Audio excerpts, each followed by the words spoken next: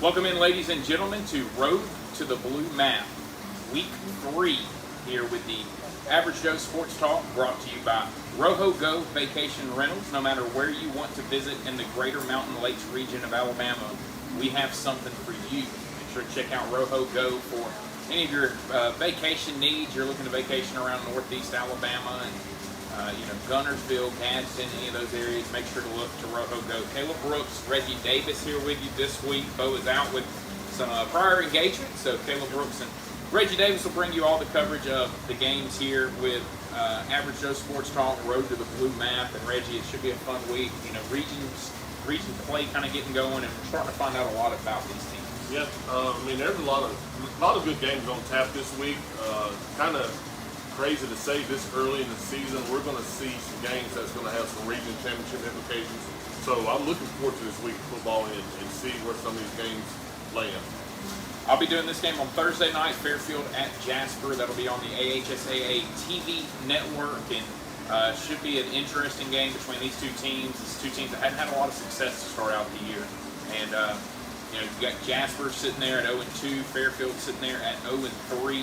Fairfield lost by a combined 95 points through their first 3 games. Jasper lost 15-13 to Coleman. Not a bad start to the year against a good Coleman team, but then Ramsey was able to come in and beat them 65-6 and just kind of dominated that one. So going to be an interesting game on Thursday between these two teams. I'm kind of interested to see how that one's going to end up, but nonetheless, it'll be your AHSAA TV game of the week. You can find it on WOTM. You can download the WOTM app onto your Roku, Apple TV, Fire Stick, whatever. You can also get it through NFHS Network as well, and so that's where you can find that game. And, now it should be a good ball game right here, Reggie. Mortimer Jordan at Parker. Tell us a little bit about that game. This is one of those games I was talking about earlier that could have some region championship implications early this season. Mortimer Jordan has come out hot.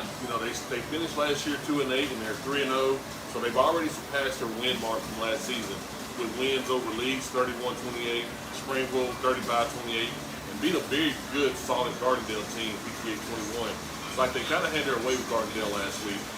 And so they're going up against a very good Parker team. Parker is one of those teams that I think can contend for the 6A North and represent the North in the state championship game this year. They've got tons of talent. Coach Frank Warren is doing a great job down there. These guys lost in the second round last year, but in the first round, if you remember, they beat Clay Talk.